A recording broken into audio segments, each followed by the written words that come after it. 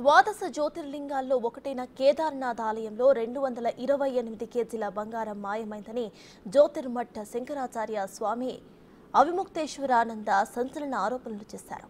ఇటీవల ఢిల్లీలో కేదార్నాథ్ ఆలయానికి మోదీ శంకుస్థాపన చేయడాన్ని తప్పుపట్టారు ఆయన. కేదార్నాథ్లో బంగారం కుంభకోణంపై దర్యాప్తు చేయకుండా ఢిల్లీలో ఆలయాన్ని ఎలా నిర్మిస్తారని ప్రశ్నించారు ఆయన.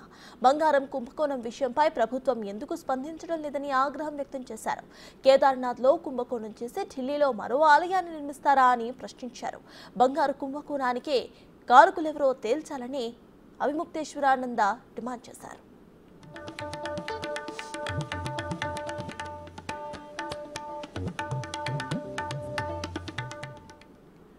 అటు ప్రధాని మోదీ తమకు శత్రువు కాదని, ఆయనకు మంచే జరగాలని కోరుకుంటున్నామని స్పష్టం చేశారు. ఒకవేళ మోదీ తప్పు చేసినా నిరభ్యంతరంగా ఎత్తి చూపుతామని అవిముక్తేశ్వరానంద అన్నారు.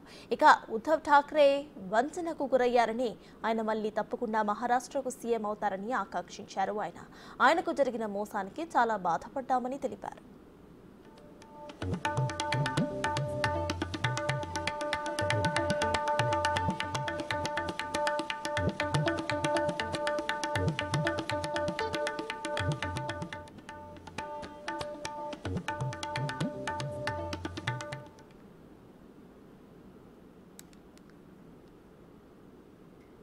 ద్వాదశ జ్యోతిర్లింగాల్లో ఒకటైన కేదార్నాథ్ ఆలయంలో 228 కేజీల బంగారం మాయమైందని జ్యోతిర్మఠ్ శంకరాచార్య స్వామి అవిముక్తేశ్వరానంద సంచలన ఆరోపణలు చేశారు. ఇటీవల ఢిల్లీలో కేదార్నాథ్ ఆలయానికి మోదీ శంకుస్థాపన చేయడాన్ని తప్పుపట్టారు ఆయన. కేదార్నాథ్లో బంగారం కుంభకోణంపై దర్యాప్తు చేయకుండానే ఢిల్లీలో ఆలయాన్ని ఎలా నిర్మిస్తారని ప్రశ్నించారు ఆయన.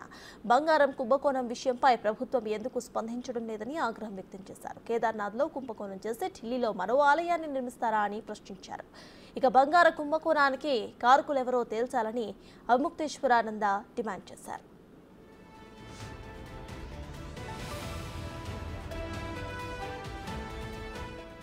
అటు ప్రధాని మోదీ తమకు శత్రువు కాదని, ఆయనకు మంచి జరగాలని కోరుకుంటున్నామని స్పష్టం చేశారు. ఒకవేళ మోదీ తప్పు చేసినా నిరభ్యంతరంగా ఎత్తి చూపుతామని అవిముక్తేశ్వరానంద అన్నారు. ఇక ఉద్ధవ్ ఠాక్రే వంచనకు గురయ్యారని, ఆయన మళ్లీ తప్పకుండా మహారాష్ట్రకు సీఎం అవుతారని ఆకాంక్షించారు. ఆయనకు జరిగిన మోసానికి చాలా బాధపడ్డామని తెలిపారు.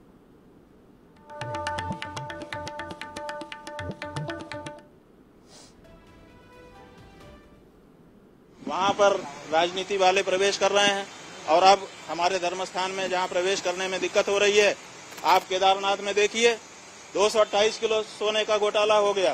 आप पत्रकार लोग क्यों नहीं उठाते हो? तो जब वहां पर घोटाला हो गया तो अब आप दिल्ली में केदारनाथ बना लोगे, वहां पर फिर दूसरा घोटाला करोगे। 228 किलो सोना केदारनाथ से गायब कर दिया गया।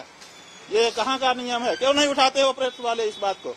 आज तक कोई जांच तक नहीं बैठाई गई।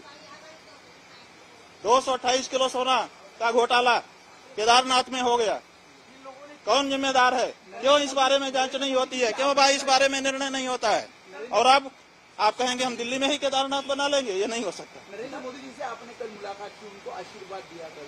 हाँ, वो हमारे पास आए थे, उन्होंने प्रणाम किया। हमारा नियम है, हम लोग आशीर्वाद देंगे, जो आएगा उसको आशीर्वाद देते हैं। नरेंद्र मोदी जी हमारे दुश्मन थोड़े हैं, हम उनके हितैषी हैं, सदा उनके हित की बात कह रहते हैं। जब उनसे कोई गलती हो जाती है तो हम उसको भी कहते हैं कि तुमसे ये गलती हो रही है। वो हमारे दुश्मन नहीं है।